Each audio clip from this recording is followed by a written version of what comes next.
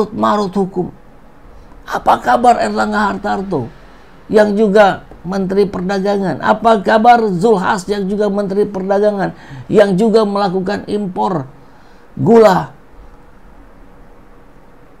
Kenapa cuma Tom Lembong yang ditetapkan sebagai tersangka? Apakah ini memang realita Jokowi 3 periode? Karena kekuasaan yang masih dimainkan hari ini adalah kekuasaan Jokowi. Yang begitu takut terhadap Anies Baswedan, ya Jokowi. Tentu bukan untuk melawan Jokowi karena tidak bisa lagi nyalon. Tapi anaknya hari ini sedang diberikan karpet merah untuk menjadi presiden 2029. Dia akan hantam siapapun yang benih-benihnya mulai muncul dari sekarang. Kita ingat betapa repotnya mengalahkan Anies Baswedan, sampai ratusan triliun harus keluar dalam berbagai bentuk. Bansos, BLT, iming-iming, tekanan. Ini berhasil mengalahkan Anies.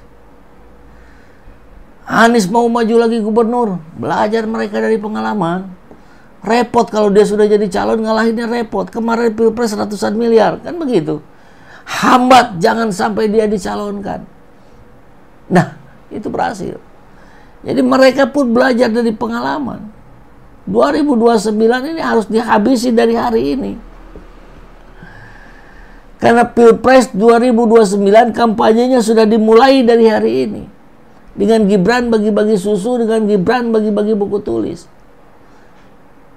Saya kira ini tampak di depan mata kita secara nyata.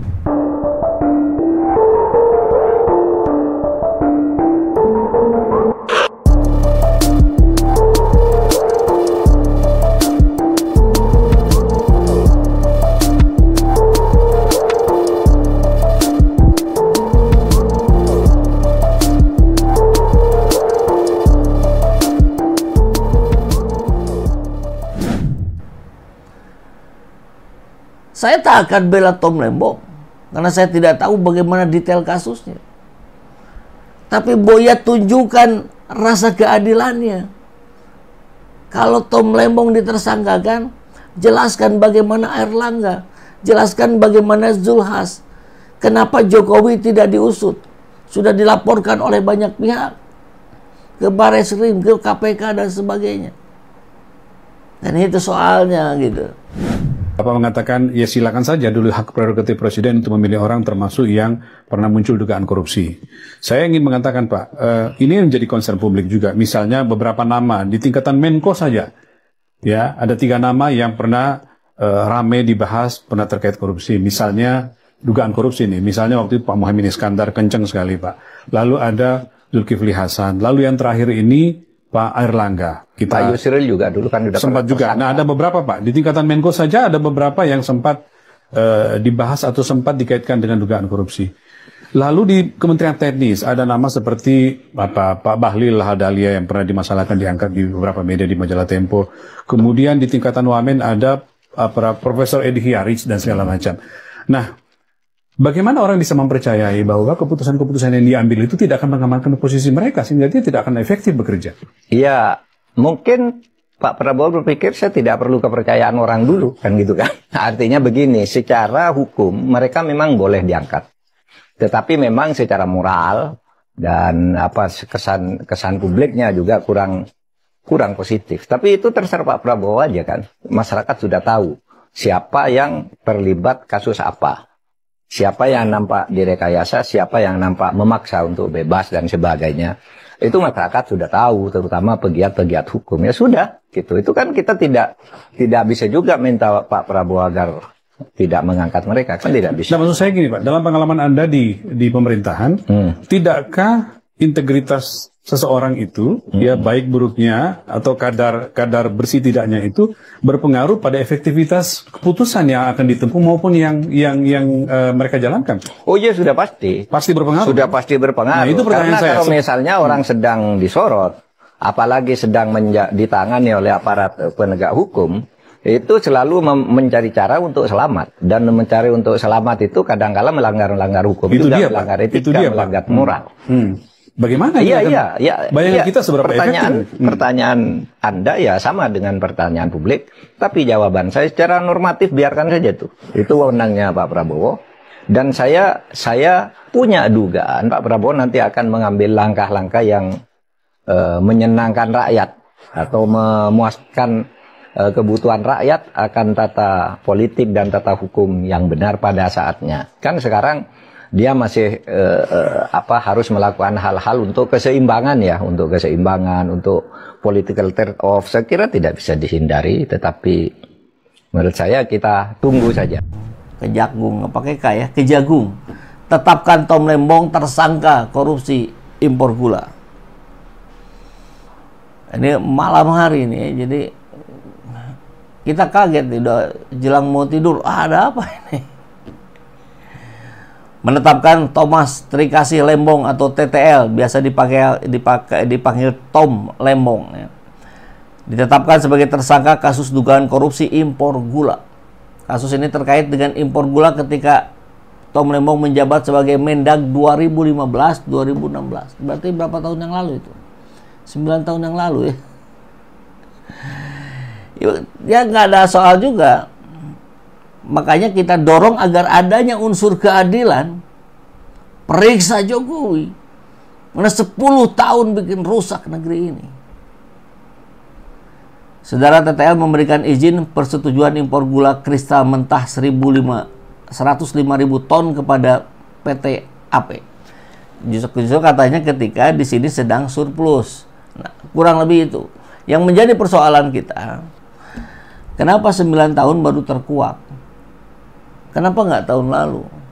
Kan Tom Lembong bukan siapa-siapa, bukan bagian dari kekuasaan setahun terakhir ini kan.